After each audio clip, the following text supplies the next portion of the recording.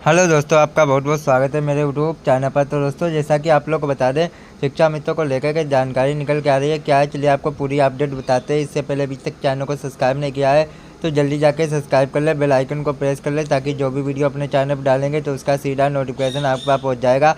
आप हमारी वीडियो सबसे पहले देख पाएंगे। जानकारी अच्छी लगे तो लाइक अवश्य कर लेना।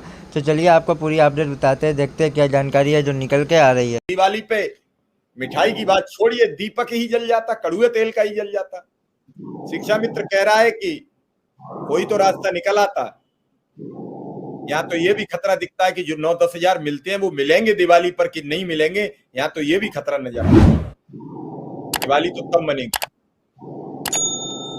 मिठाई की तो बात छोड़ दिए, बच्चों के कपड़े तो छोड़ दीजिए।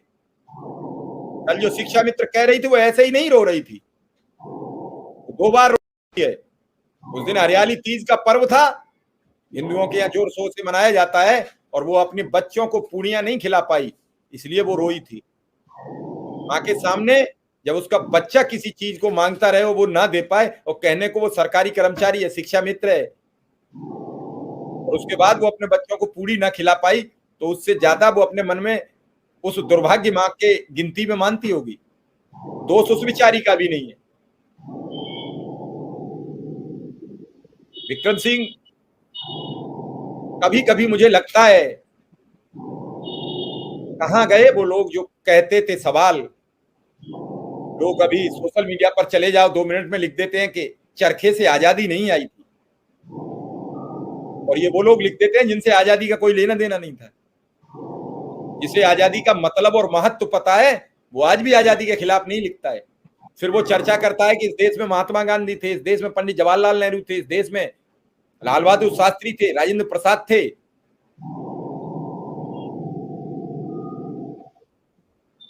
लोग सवाल करते थे, लोग उन आंसरों से नहीं बचते थे।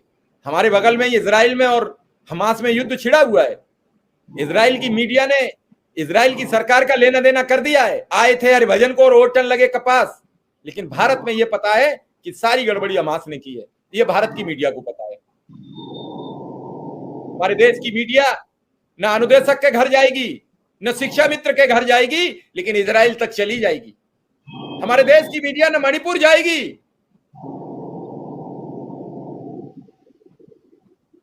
न उन महिलाओं को जो पीड़ित हो रही हैं वो किसी भी राज्य में उनके यहां जाएगी, वो इजराइल चली जाएगी।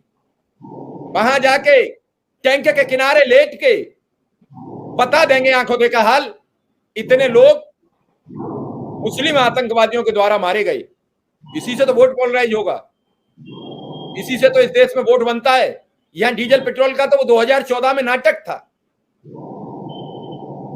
और अगर विकास के नाम पर वोट मिलते तो 2017 में अखिलेश यादव की सरकार नहीं जाती।